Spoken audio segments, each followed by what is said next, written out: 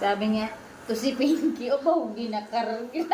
Bakit? For ano lang yan? Siyempre! Alang hindi mo karere. Hindi, kasi dagdag ka ano, Ginahanan hindi ang niyang paglalay. ads on reels. Kailangan yun na yun. Oh, pinapakunta ko yan. Kailangan kasi yan, sa katagalan yan, makikilala kayo. Ngayon kung wala siyang sahod, okay lang. For entertainment post only. Romel, narinig. Oh. Katagalan yan, magkakaroon din yan. Pagtsagaan mo, ganun talaga ang Pagtsagaan lang. Sabi nung kasama ko, maniwala ka dyan. Magka-music ka. Ay, sabi ko, sa kanya lang. Hindi, wag, sir. Wag. Yun ako nga, monetize ka doon ko sa story.